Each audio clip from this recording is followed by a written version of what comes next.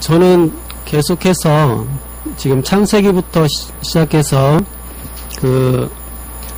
성경을 쭉 주제별로 쭉 창세기 한 권씩 쭉 계속 설교를 하고 있습니다.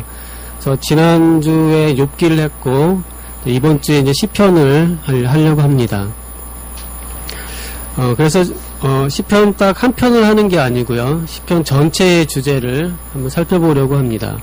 시편은 너무 다 잘 아시는 부분이라서 좀 새로운 것이 없을 수도 있는데 한번 먼저 조금 정리를 해보고 좀 말씀을 전하도록 하겠습니다. 이 시편은 성령에 의해서 우리에게 주신 것입니다. 근데 오는 세상뿐만 아니라 지금 이 세상에도 참된 행복에 이르는 모든 것을 포함하고 있는 값진 보화로 우리가 평가할 수 있겠습니다. 왜냐하면 행복을 넘치도록 얻게 하는 진정한 지식과 하늘의 지혜의 부유함이 이 시편에서 우리를 위해 밝히 규정되어 있기 때문입니다. 만약 우리가 하나님의 위대하고 높으신 위엄을 알기를 원한다면 여기서 우리는 그 빛이 분명하게 빛나고 있는 것을 보게 됩니다. 만약 우리가 하나님의 측량할 수 없는 지혜를 찾고자 한다면 여기서 동일한 고백의 학교임을 보게 됩니다. 만약 우리가 하나님의 무한한 선물을 알고 그것에 가까이 가서 그 보화로 우리 손에 가득 채우길 원한다면 여기서 우리는 가장 생생한 위로를 맛볼 수가 있습니다. 만약 우리가 어디에 우리의 구원이 놓여 있고 어떻게 영생을 얻는지 알기 원한다면 여기에 그리스도 우리의 구속자요 중보자가 가장 확실하게 적혀 있습니다. 부유한 자는 그 부유함을 참되게 사용하는 것을 배울 것입니다. 가난한 자는 가득한 만족을 찾을 수 있을 것입니다. 기뻐하길 원하는 자는 참된 기쁨과 그 기쁨에 거하는 법을 알게 될 것입니다. 고난당하고 압제당하는 사람들은 그들의 위로가 무엇 안에 존재하는지 하나님이 그들에게 구원을 보내실 때 하나님을 어떻게 찬양해야 될지 알게 될 것입니다. 악인들과 하나님의 자녀들을 핍박하는 자들은 하나님의 손이 그들에게 항상 대항하여 싸운다는 것과 비록 하나님이 그들을 잠시 번영하도록 하실지라도 여전히 하나님은 허락하지 않으시면 상속자의 머리에 머리카락 하나도 건드리지 못할 만큼 그 악인들을 제어하고 계신다는 것과 결국 그들의 멸망이 얼마나 심히 비참하게 될지 보게 될 것입니다. 간략하게 말하면 여기서 이 시편에서 우리는 마음과 양심의 모든 시험과 곤란에 대한 가장 실질적인 치료약을 얻게 됩니다. 그래서 이를 잘 숙련을 하면은 또 약이라고 했으니까 잘 복용을 하면은 우리는 이 생에서 모든 위험에 대해 확신하고 하나님을 진정으로 두려워하고 사랑하며 살고 결국 우리 주 예수 그리스도 재림을 사랑하는 모두를 위해 예비된 쇠하지 않는 영광의 면류관을 얻을 수 있을 것입니다.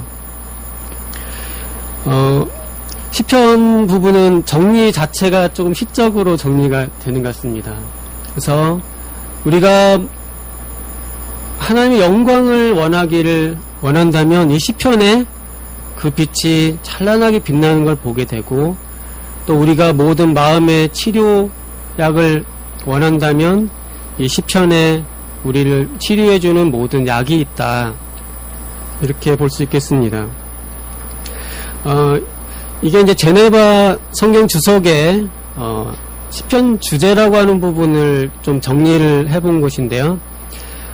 또 너무 짧기 때문에 칼빈은 또 이걸 어떻게 했나, 칼빈 주석을 보니까 칼빈 시편 주석을 쭉 보니까 내용은 있어서 내용이 5-6페이지 돼서 내용이 충분히 있을 거라고 해서 봤더니 내용은 거의 큰 주제는 지금 정리해 드린 것과 비슷하고 오히려 칼빈의 간증이 들어있어서 칼빈 간증이라서 제가 칼빈 간증을 여기서 읽어드리기도 그래서 저는 제 간증을 해볼까 지금 생각도 해보고 있는데요. 칼빈도 결국은 이 시편 안에 우리를 위한 모든 보화들이 다 담겨있는 정말 보화로 가득 찬 책이라고 말을 하고 있습니다. 특별히 저는 여기에서 저희가 시라고 하는 부분은 어떻게 보면은 다른 거와 다르게 좀 슬픔과 애통함 이런 것들이 많이 담겨 있는 그런 부분이라고 할 수 있겠습니다.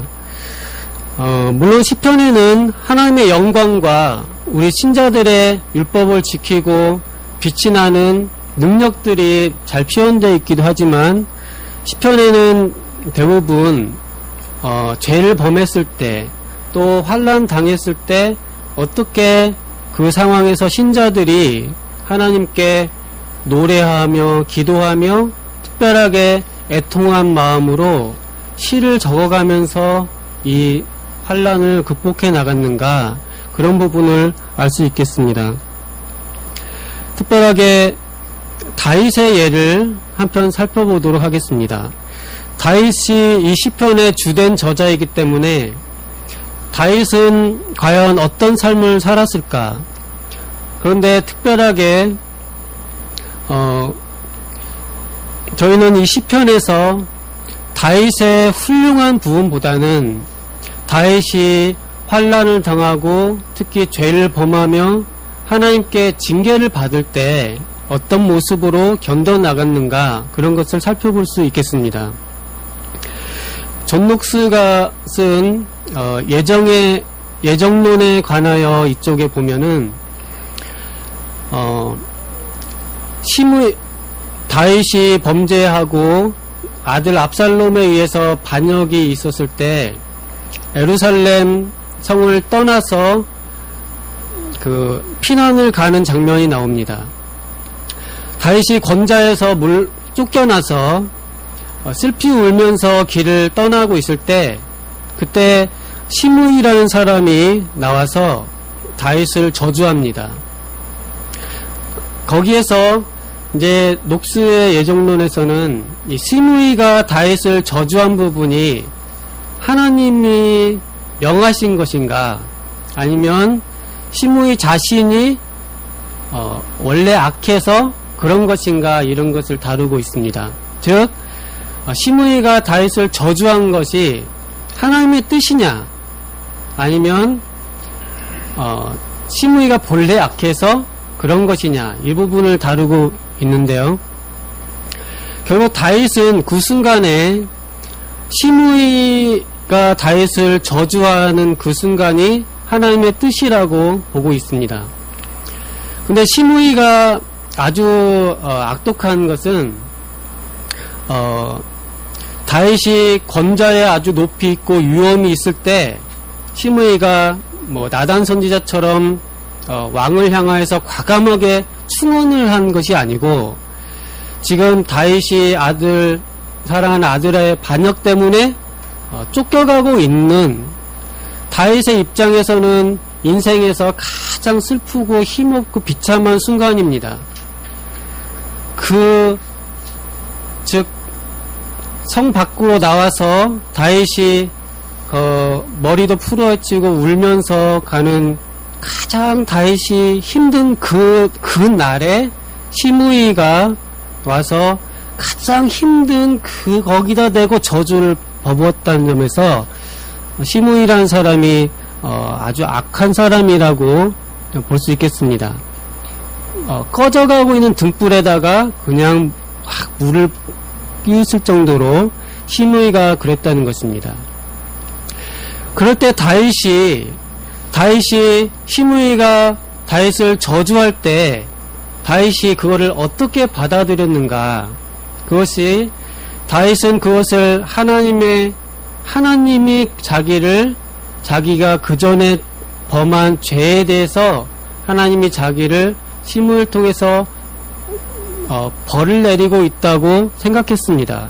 그래서 그 벌을 지금 달게 받겠다고 다윗은 생각을 하고, 결국 다시 하나님이 지금은 나를 징계하시지만 저 시므이라는 나쁜 사람 통해서 나를 지금 징계하시지만 그래도 이것이 하나님의 징계이기 때문에 달게 받겠고, 결국 하나님은 저 시므이의 저주를 변화해서 축복으로 변해 주실 거고, 하나님의 징계가 다 끝나면은 하나님이 위로하시고 큰 축복으로 돌려주실 것이라고 믿고 그 징계를 달게 받고 있습니다. 그래서 시므이가 저주하는 것에 대해서 부하 장수들이 단칼에 없애자고 할 때도 칼을 거둬라, 하나님이 하시니까 놔둬라, 그렇게 했습니다. 이걸 통해서 하나님께서 보여주시고자 하는 것은 다윗으로 하여금 다윗은 저에게 성군이고 위대한 신앙의 믿음의 선배인데, 다윗이 골리앗을 다 물리치거나 놀라운 힘을 발휘하는 면에서도 우리에게 본이 되지만, 다윗이 우리에게 가장 큰 본은 다윗이 범죄하고 연약했을 때 그것을 어떻게 하나님의 징계를 받느냐, 그 점에서 다윗이 우리에게 본을 보여준다는 것입니다. 즉 다윗은 다른 것보다 범죄한 다음에 하나님이 징계를 내리실 때 그 벌을 얼만큼 잘 받느냐, 그 점에서 다윗이 우리의 본이 된다는 것입니다. 즉 벌을 잘 받는 모습, 하나님이 징계하실 때 반항하지 않고 그 벌을 순종해서 받는 그 모습을 통해서 우리에게 본이 된다는 것입니다. 다름 아니라 시편은 다른 부분들보다 다윗이 범죄하고 나서 침상을 적실 정도로 울고 눈물 흘리고 애통해하는 그런 심정들이 시편에 잘 녹아져 있습니다.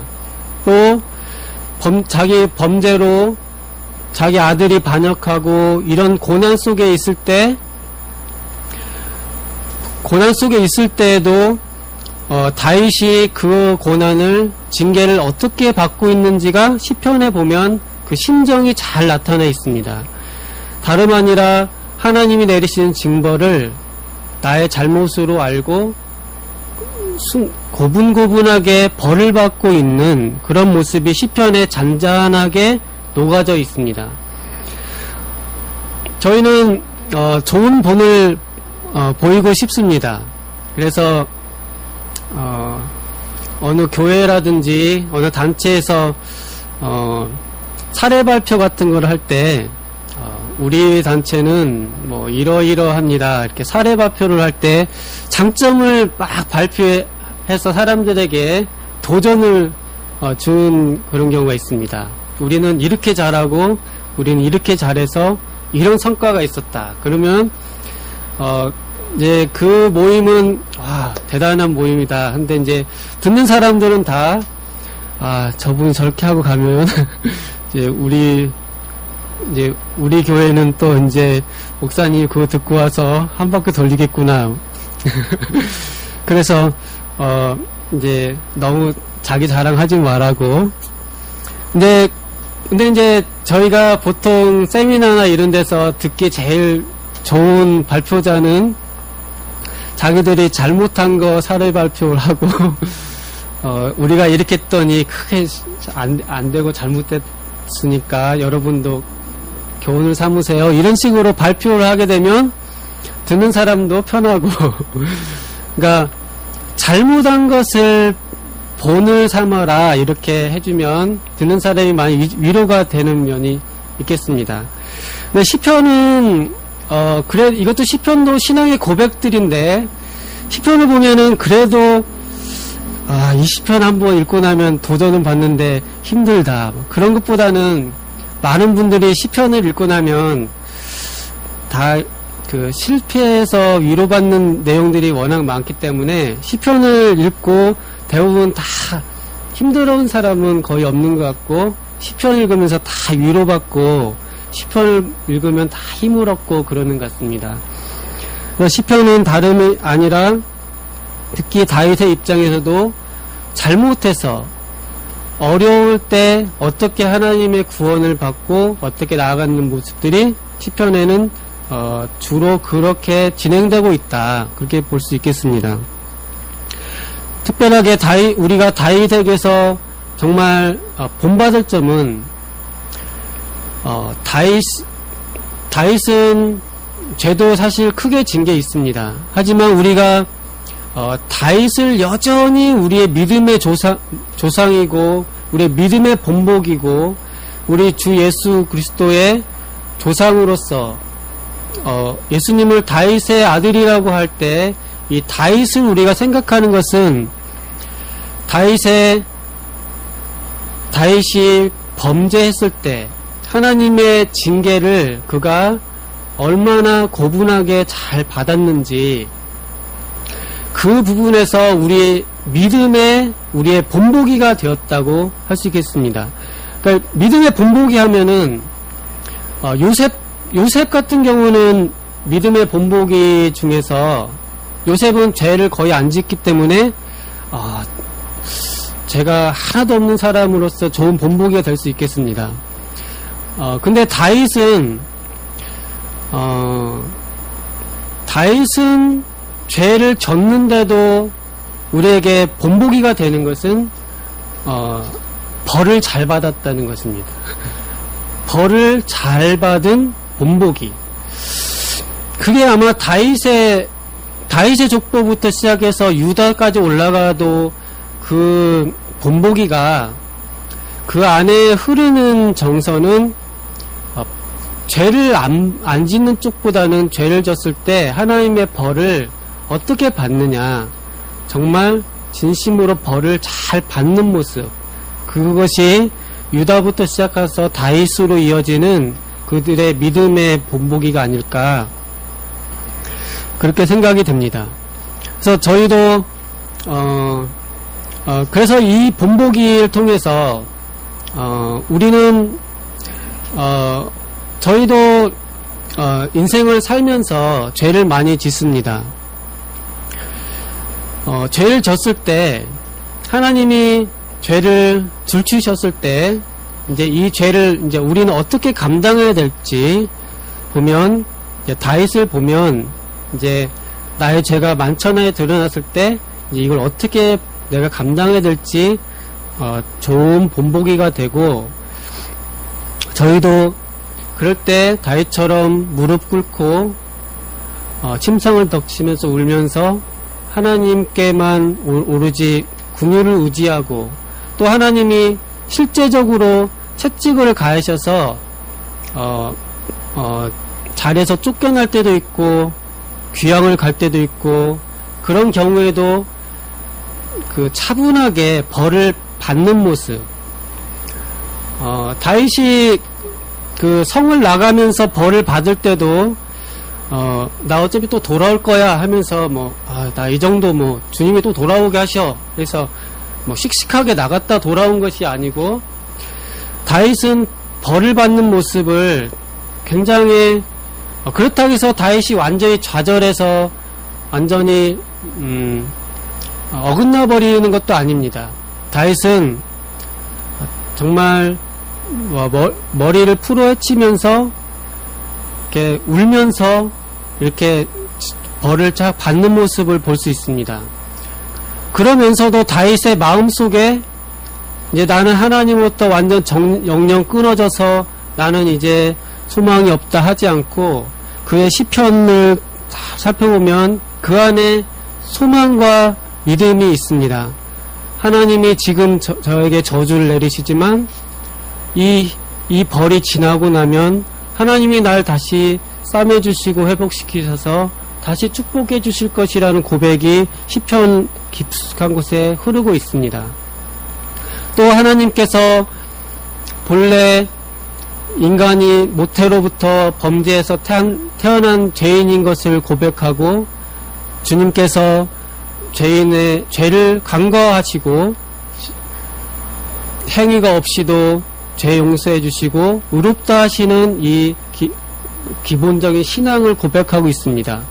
또 예수 그리스도를 통해서 예수 그리스도의 공로로 자기가 구원받을 것도 고백하고 있습니다.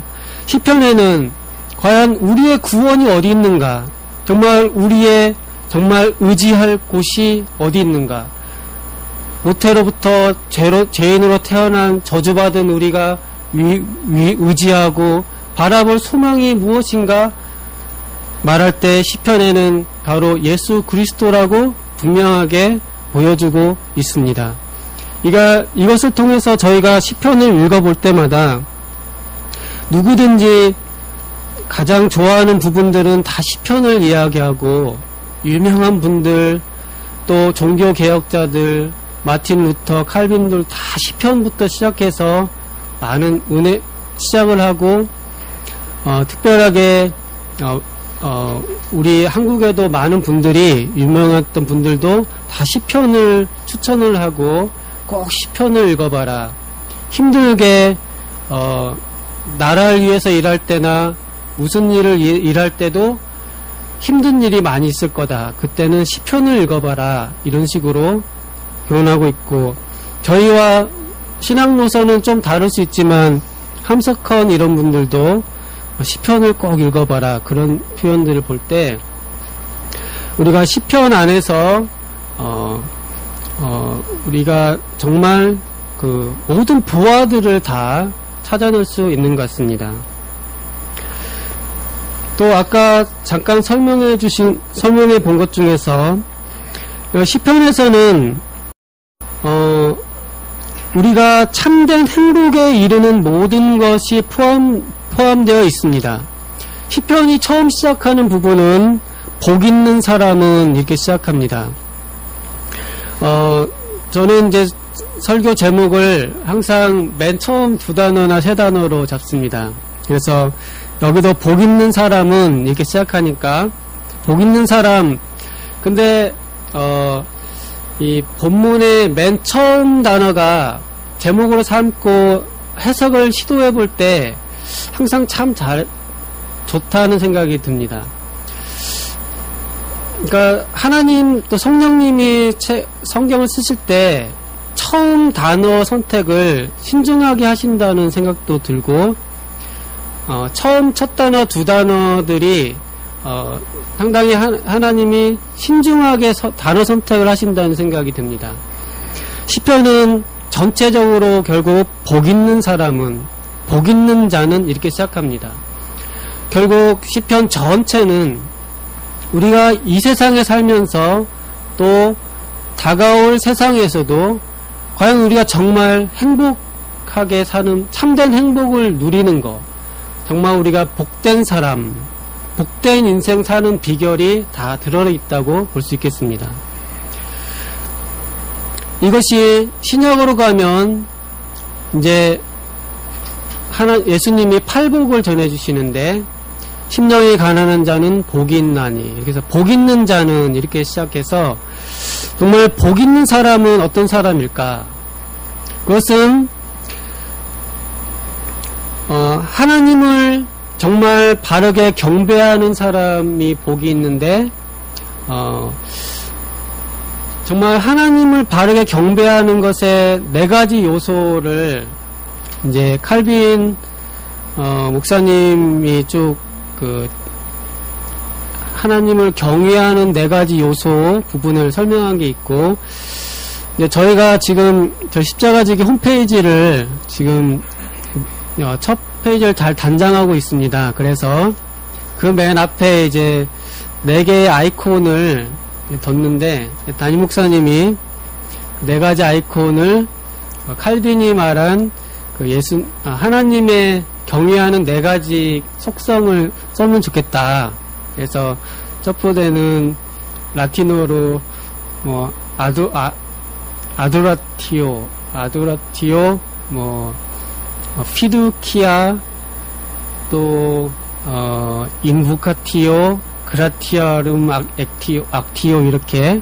그래서 우리가 하나님을 경배하는 네 가지 속성 중에 첫째는 경배, 두 번째는 확신, 세 번째는 기도, 네 번째는 감사, 이렇게 해서 네 가지 아이콘을 뒀는데요. 그래서 제가 라틴어로 불러주셔가지고 확인을 해야 돼서 다시 원전을 쫓아가서 보니까 그 첫 번째 아도라티오 경배 쪽에는 또 이렇게 옆에 원문에는 또 경배에 또 부록처럼 붙어있는 부분이 있는데, 그걸 봤더니 경배하고 나서 거기에는 우리 영적, 하나님께 우리 영적으로 우리를 순종하는 것, 하나님께 우리 자신을 낮춰서 영적으로 하나님께 복종하는 것이 경배랑 같이 붙어 있다고 이렇게 옆에 이렇게 수식어가 붙어 있는 걸 보고, 하나님께 경배한다는 것은 우리 입장에서는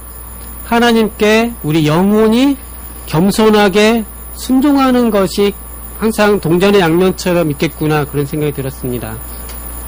그러면서 동시에 떠오르는 것은 마태복음에 나온 것처럼 심령이 가난한 자가 복이 있다, 이 말씀이 떠올랐습니다.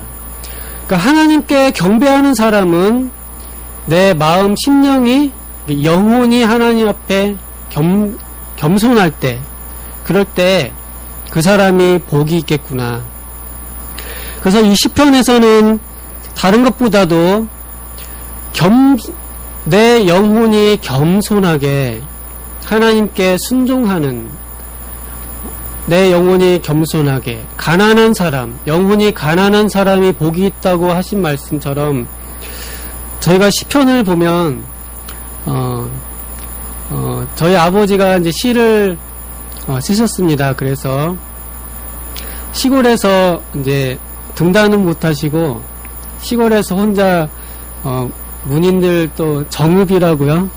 정읍에도 문인들이 모여 있는데 거기서 활동도 좀 하시고, 그런데 책으로는 못 내고, 이제 집에 보니까 소운집 해가지고 이렇게 노트가 2개 있더라고요.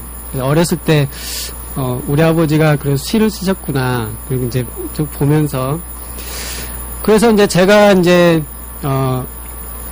또 사람도 사귀고, 이제 제가 이제 결혼을 할 때도 상대편이 다양한 모습들이 있었는데 시를 쓰는 사람을 만났습니다. 그래서 사랑을 하고 그렇게 된 것 같습니다. 그래서 사실 시를 보면 제 인생도 저는 이제 시를 쓰고 그러진 않지만은 저도 이제 법을 공부하고 그렇지만 저도 이 시편을 보면서 저는 다윗이나 칼빈처럼 대단한 간증을 할 만한 인물은 못 됩니다. 하지만 저도 공부하고 이런 과정에서 저도 비천하고 가난한 사람이지만 하나님께서 저를 그래도 들어 올리셔서 말씀을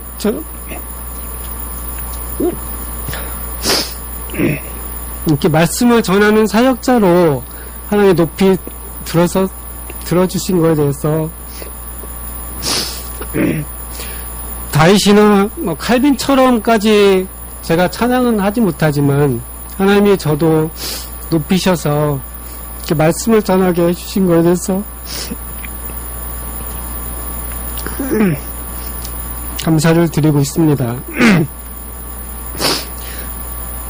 이 시편 자체는 시편은 늘 항상 노래도 부르지만 가난한 자, 작은 자들의 노래입니다.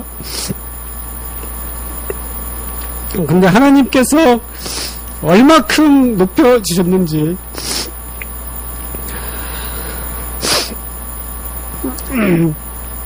이 시편에서는 잘 느낄 수 있겠습니다.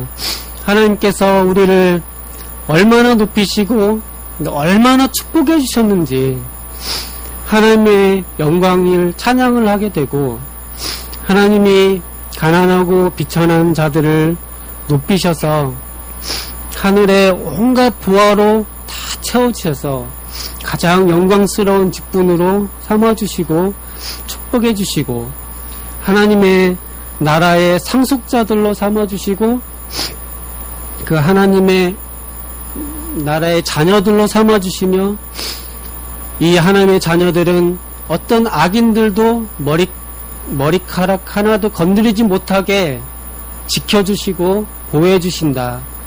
하나님께서 그 자녀들을 지켜주신다는 그런 위로의 말씀들이 시편에 넘치도록 있다고 볼 수 있겠습니다. 저희가 어차피 시편을 지금 했기 때문에 다 시인이 한번 돼보시고 이 가을에 이 시적인 감수성으로 또 한번 시편을 읽어보시는 귀한 시간들 되셨으면 좋겠습니다. 기도하겠습니다. 감사하신 하나님 아버지, 하나님 시편을 통해서 하나님께서 저희들을 복을 주시고 정말 행복에 이르는 길을 알게 도와주셔서 감사를 드립니다. 저희가 높은 곳에 있을 때나 낮은 곳에 있을 때나 부유할 때나 가난할 때나 항상 정말 참된 지복의 비결을 알게 도와주시고 이 시편을 통해서 항상 하나님 찬양하며 복 주신 하나님께 감사하며 노래 부르는 입에서 찬미와 노래가 늘 넘쳐날 수 있도록 도와주시옵소서. 살아있는 예수님 이름으로 기도드리옵나이다.